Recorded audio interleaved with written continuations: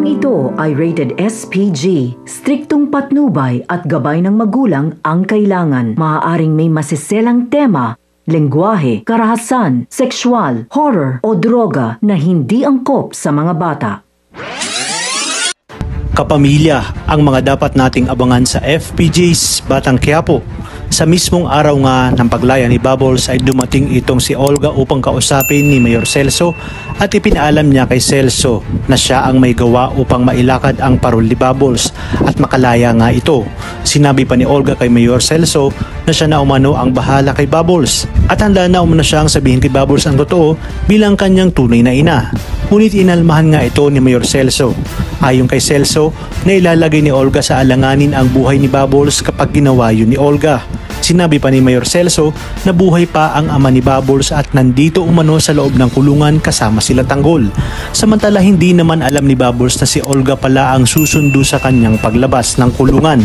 At habang sila nga ay nag-uusap ay siya namang paglabas ni Mayor Celso at Tanggol. Kaya naman nakita ni Marcelo at Tanggol ang pag-uusap nila Mayor Celso at Olga kasama na nga itong si Bubbles. Palaisipan naman kay Tanggol kung ano umano ang ginagawa ni Beng sa koreksyonal at bakit nito kilala sina Bubbles at Mayor Celso.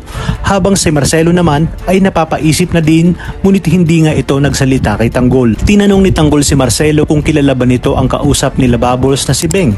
Laking gulat nga ni Marcelo nang sabihin ni Tanggol na Beng ang pangalan nito. Kaya naman sinabi niya kay Tanggol na hindi Beng ang pangalan nito kundi Olga Montenegro ang tunay na ngalan nito. Sa kabilang banda, nagtataka na nga si Ramon kung bakit lagi umanong wala itong si Olga at hindi umano nito pinaalam sa kanila ang mga lakad nito. Kaya naman naisip ni Ramon na pasundan ito sa kanyang tauhan upang alamin kung saan ito nagpupunta at kung ano ang mga ginagawa nito. Dahil duda nga si Ramon sa mga lakad ni Olga. Dahil batid niyang may ginagawa o manong plano si Olga laban sa kanila. Maya-maya pa bago nga umalis ng tuluyan sina Olga at Bubbles ay sinabi ni Mayor Celso kay Olga kung ano ang nangyari kay Bubbles sa loob at iniligtas umano ito ni Tanggol.